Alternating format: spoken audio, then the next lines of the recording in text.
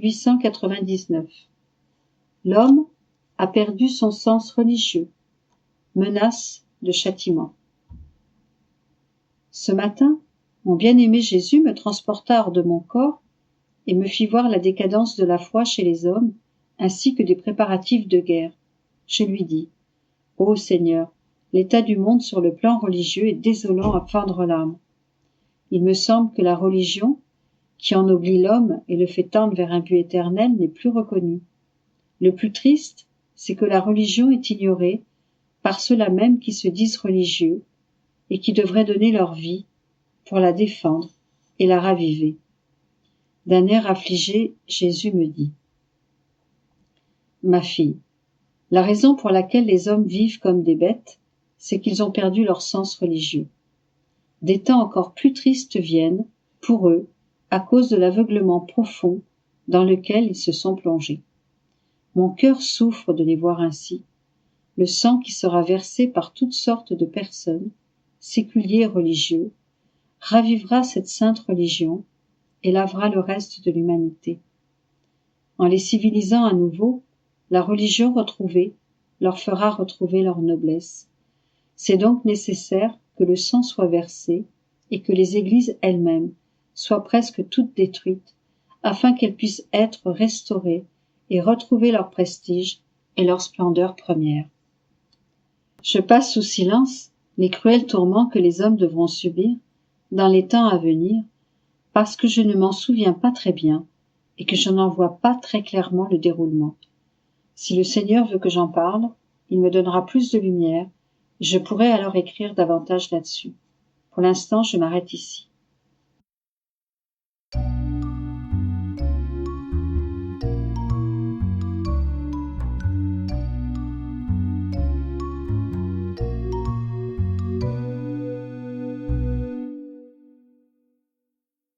« 30 août 1900. J'ai vécu plusieurs jours d'amertume et de privation. Au plus, je l'ai vu quelquefois comme une ombre. Ce matin, non seulement j'étais au sommet de mon amertume, mais j'avais perdu l'espérance de le revoir encore. Après avoir reçu la Sainte Communion, il me sembla que le confesseur voulait que la crucifixion soit renouvelée en moi. Alors, dans le but de me faire obéir, Jésus béni m'apparut et partagea ses souffrances avec moi. À ce moment, j'ai vu la Reine-Mère, qui, me prenant, m'offrit à lui pour l'apaiser. Ayant regardé sa mère, Jésus accepta l'offrande, et il sembla qu'il fût un peu apaisé. Ensuite, la Reine-Mère me dit: « Veux-tu venir dans le purgatoire et soulager le roi de l'horrible souffrance dans laquelle il se trouve ?» Je lui répondis: « Ma mère, comme tu le désires. » En un instant, elle me prit et me transporta à un endroit de tourment atroce où les personnes souffraient et mouraient continuellement. Il y avait là cet homme misérable qui passait d'un tourment à l'autre. Il semblait devoir subir autant de morts qu'il y avait eu d'âmes de perdues par sa faute. Après que je subis plusieurs de ces tortures, il fut un peu soulagé. Puis la très sainte Vierge m'enleva de cet endroit de souffrance et je me suis retrouvée dans mon corps. «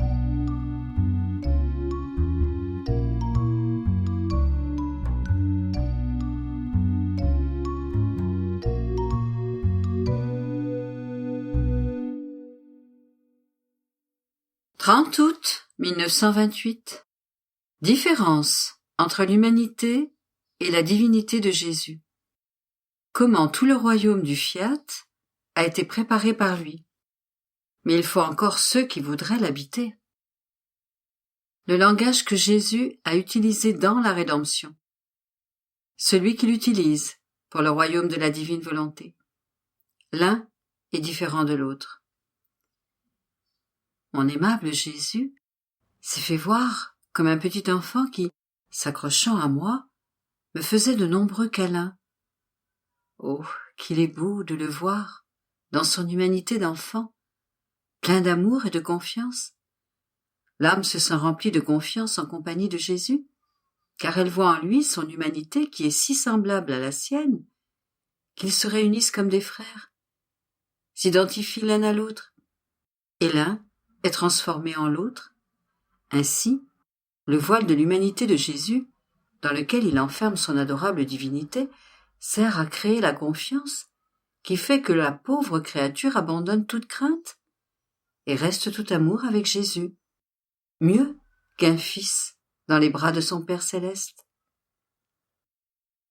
L'amour de Jésus est si grand qu'il dit à la créature, « Ne crains pas, je suis à toi, semblable à toi, vêtu comme toi. Et mon amour est si grand que je cache la lumière infinie de ma majesté dans mon humanité, pour que tu puisses être avec moi, comme un petit enfant dans mes bras. Par contre, lorsque mon bien-aimé Jésus fait briller sa divinité à travers son humanité même est éclipsée dans cette lumière infinie, et je ressens la grande distance qui existe entre moi et mon Créateur. Son éclatante divine majesté m'anéantit, je me plonge dans ma poussière, et ne sachant pas comment éviter sa lumière, car il n'y a pas de point où elle ne soit présente, mon petit atome demeure submergé dans cette lumière même. Il me semble que je suis en train de dire des bêtises. Aussi je m'en vais. C'est alors que mon très grand bien, Jésus, me dit « Ma fille, le royaume de ma divine volonté est tout préparé dans mon humanité, et je suis prêt à le manifester pour le donner aux créatures. On peut dire que j'ai formé les fondations et élevé les bâtiments. Les chambres sont innombrables, toutes décorées et illuminées, pas avec de petites lumières, mais par autant de soleil qu'il y a de vérité que j'ai manifesté sur mon divin fiat. Rien n'y manque que ceux qui voudront y habiter. Il y aura de la place pour tous, car il est vaste, plus vaste que le monde entier. Avec le royaume de ma volonté, tout sera renouvelé dans la création. Les choses reviendront à leur état originel. C'est pourquoi beaucoup de fléaux sont nécessaires. Et ils auront lieu, afin que la justice divine puisse être en équilibre avec tous mes attributs. De telle sorte que, en s'équilibrant, ma divine justice puisse laisser le royaume de ma volonté demeurer dans sa paix et son bonheur. Par conséquent, ne sois pas surprise qu'un si grand bien que je prépare et que je veux donner soit précédé de nombreux fléaux. C'est ma justice qui réclame ses droits, afin que, revenue à l'équilibre, elle puisse se mettre en paix avec les créatures et ne plus les inquiéter. De plus, comme les enfants de mon divin fiat ne l'offenseront plus, ma divine justice se changera pour eux en amour et en miséricorde. Après quoi, je suivais tous les actes que Jésus avait accomplis dans la rédemption, et mon doux Jésus ajouta « Ma fille, mon langage dans la rédemption était très différent que celui que j'ai utilisé pour le royaume de ma volonté. En fait, dans la rédemption, mon langage était adapté à ceux qui étaient incapables, faibles, sourds, muets et aveugles, et beaucoup étaient au bord du tombeau. Par conséquent, pour leur parler, j'ai fait usage de paraboles et de comparaisons avec le monde d'en bas, qu'eux-mêmes pouvaient toucher de leurs mains. Aussi, je leur ai parlé tantôt comme un médecin, leur offrant des remèdes pour les guérir, tantôt comme un père qui attendait le retour de ses enfants, même les plus indisciplinés, tantôt comme un berger qui part à la recherche de la brebis perdue, tantôt comme un juge qui, incapable de les attirer par l'amour, essaye au moins de les prendre par les menaces et par la peur, et beaucoup d'autres comparaisons. Ce langage que j'ai adopté montre que ceux à qui je m'adressais ne me connaissaient pas, ne m'aimaient pas, et faisaient moins encore ma volonté. Au contraire, ils étaient loin de moi, et que moi, avec mes paraboles, je faisais les recherches, étendais les filets pour les prendre, et donnais à chacun le remède pour le guérir. Mais combien m'ont échappé et j'ai intensifié mes recherches et mes enseignements afin qu'ils puissent sortir de leur aveuglement obstiné. Vois maintenant combien est différent le langage dont je me suis servi pour manifester les vérités sur ma divine volonté, qui doit servir les enfants de son royaume. Mon langage à propos du fiat a ressemblé à celui d'un père au milieu de ses chers enfants qu'il aime, tous en bonne santé. Et comme tous possèdent en eux ma vie même, ils seront capables, en vertu de ma volonté, de comprendre mes plus hautes leçons. C'est pourquoi je suis allé plus loin, en les plaçant devant les belles comparaisons du soleil, des sphères, des cieux, de la manière divine elle-même d'agir, qui s'étend à l'infini, car ayant en eux mon divin fiat, ils auront aussi celui qui a créé les cieux, les sphères et le soleil, et qui leur donnera la vertu de copier en eux-mêmes tout ce qu'il a créé et les moyens mêmes qu'il a utilisés dans sa divine opération. Ils seront les copieurs de leur Créateur. Et c'est pourquoi j'ai pris si longtemps à manifester les vérités sur mon fiat, ce que je n'ai pas fait dans ma rédemption, car c'était alors des paraboles qui contenaient des manières humaines et finies, et c'est pourquoi je n'avais pas beaucoup de matériel pour pouvoir parler longuement. Par contre, les comparaisons qui concernent ma volonté sont de nature divine. Il y a donc tant de matériel pour en parler qu'elles en deviennent inépuisables. Qui peut mesurer l'ampleur de la lumière du soleil et l'immensité de sa chaleur? Personne. Qui pourra jamais fixer une limite aux cieux et à la multiplicité de mes œuvres divines? Oh, si tu savais combien de sagesse, d'amour, de grâce et de lumière j'ai placé dans la manifestation de mes vérités sur mon divin fiat, tu serais inondé de joie, au point de ne plus être capable de vivre, et tu languirais pour que soit connue l'œuvre de ton Jésus, afin qu'une œuvre aussi exubérante, d'un prix incalculable, puisse avoir sa gloire et communiquer ses effets bienfaisants à toutes les autres créatures. «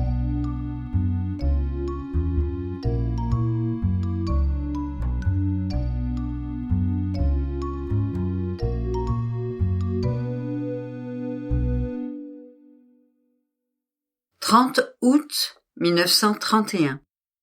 Comment Dieu veut la créature pour lui-même, afin de lui faire la surprise de nouveaux dons. L'amour, l'ordre et l'inséparabilité de toutes les choses créées, et comment la créature est liée à elle.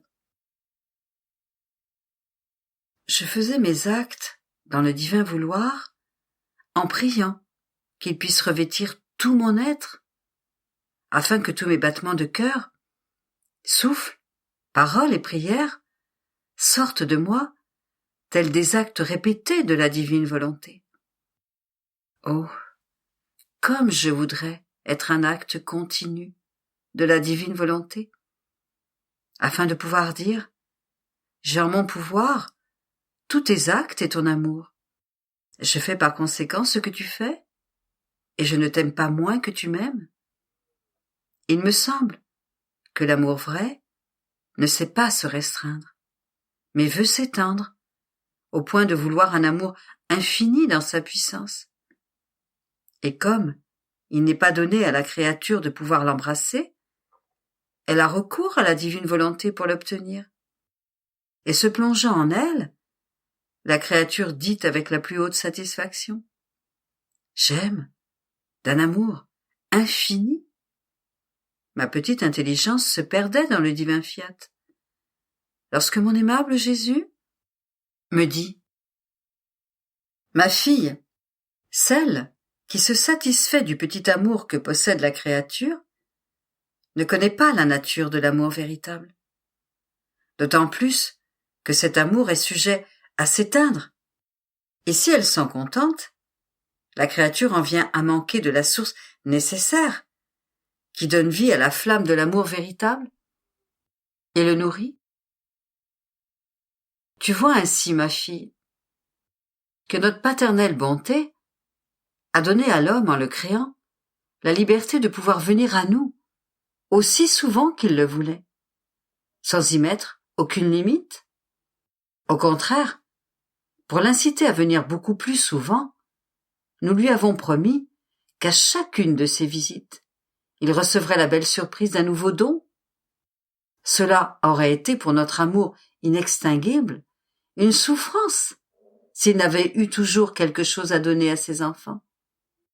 Et il attend même, avec impatience, leur arrivée, pour leur faire, l'une après l'autre, la surprise de dons plus beaux les uns que les autres. Notre amour veut festoyer avec la créature, et il est heureux de préparer lui-même les festivités, pour avoir l'occasion de toujours donner. Il est comme le père, qui veut être entouré par ses enfants, non pour recevoir, mais pour donner, et préparer les fêtes et les banquets pour se réjouir avec ses enfants. Quelle pourrait être la douleur d'un père aimant si ses enfants ne venaient pas, ou n'avaient rien à lui donner? Pour notre paternelle bonté, il n'y a pas de danger que nous n'ayons pas quelque chose à leur donner. Mais il y a celui que nos enfants ne viennent pas. Et notre amour devient délirant, parce qu'il veut donner. Et pour être plus sûr de l'endroit où la créature déposerait les dons, il veut trouver en elle notre divine volonté qui préservera la valeur infinie de nos dons. Et la créature cessera de se trouver petite dans son amour, ses prières et ses actes, mais se sentira unie avec notre volonté qui coule en elle comme une veine infinie, de sorte que tout deviendra infini pour la créature. Son amour, ses prières, ses actes et toutes choses. En nous aimant, elle ressentira alors en elle le contentement qui n'est autre que nous-mêmes, parce qu'elle tiendra un divin vouloir en son pouvoir. Et c'est lui qui court dans ses actes. Après quoi, je continuai ma ronde dans les actes que le fiat omnipotent avait faits dans la création, afin d'aimer, d'honorer et de remercier ce qu'il avait fait. Et je comprenais l'ordre, l'union et l'inséparabilité que possèdent toutes les choses créées, et cela uniquement parce qu'une divine volonté les domine, de sorte que toute la création peut être appelée un acte unique et continu de la suprême volonté, lequel acte, étant donné que la volonté qui règne est une, maintient la paix, l'ordre, l'amour et l'inséparabilité entre toutes les choses créées. Car autrement, s'il n'y avait pas une volonté unique, mais plus d'une qui les dominerait, il n'y aurait pas de véritable union entre les choses créées, et le ciel serait en guerre avec le soleil avec la terre avec la mer, etc. Ils imiteraient les hommes qui ne se laissent pas dominer par un seul et unique vouloir suprême, de sorte qu'il n'y a pas d'union véritable entre eux, et que les uns se dressent contre les autres. Mon Jésus, mon amour, oh, combien je voudrais être un acte unique de ta volonté, pour être en paix avec tous, et posséder l'union et l'inséparabilité du ciel, du soleil, et de toutes choses. Et tu trouverais en moi l'amour que tu as mis dans le ciel, le soleil, et en toutes choses. Et mon doux Jésus ajouta: Ma fille, toutes les choses que nous avons créées possèdent la force unitive et le lien d'inséparabilité. Notre divin fiat sait comment faire des choses distinctes entre elles, de telle sorte qu'une chose créée ne puisse pas dire « je suis comme l'autre ». Le ciel ne peut pas dire qu'il est soleil. Le soleil ne peut pas dire qu'il est mer. Mais il ne sait cependant pas comment faire des choses isolées, et séparées entre elles. L'union plaît tellement à notre divin fiat qu'il les place dans la condition où l'un ne peut pas se séparer de l'autre. Et bien qu'ils soient distincts et que chacun ait sa fonction, l'ordre et l'union dans leur mouvement sont tels que ce mouvement est un et que une est leur ronde incessante. Mais pourquoi mon fiat rend-il leur mouvement et leur ronde continuelle? C'est afin de leur donner cette course d'amour vers celui qui les a créés et les faire courir vers les créatures pour exercer leur fonction d'offrande, de l'amour de leur Créateur, qui les a créés pour elles. Or, la créature possède le lien de toutes les choses créées, et elle tourne avec elles. Ainsi, si tu respires, c'est l'air qui te fait respirer, palper, circuler le sang dans tes veines. L'air te donne le souffle, le battement de ton cœur, et le prend pour te le redonner à nouveau. Et tandis qu'il donne et prend incessamment ton souffle, il tourne et court avec toutes les choses créées. Et ton souffle tourne et court avec l'air. Ton œil, en se remplissant de la lumière, court dans le soleil. Tes pieds courent avec la terre. Mais veux-tu savoir qui possède le bien de sentir la force, l'union, l'ordre et l'inséparabilité de toutes les choses créées vivantes, et la course de tout son être vers le Créateur? C'est celle qui se laisse dominer et possède la vie de ma volonté. Les choses n'ont pas changé et sont comme elles étaient au commencement. Mais c'est la créature qui a changé en ne faisant pas notre volonté. Mais la créature qui fait notre volonté et se laisse dominer par elle occupe la place d'honneur, telle que créée par Dieu, et par conséquent, nous la trouvons dans le soleil, dans le ciel, dans la mer, et en union avec toutes les choses créées. Oh, comme il est beau de la trouver dans toutes les choses que nous avons créées, et que nous avons faites uniquement par amour pour elle.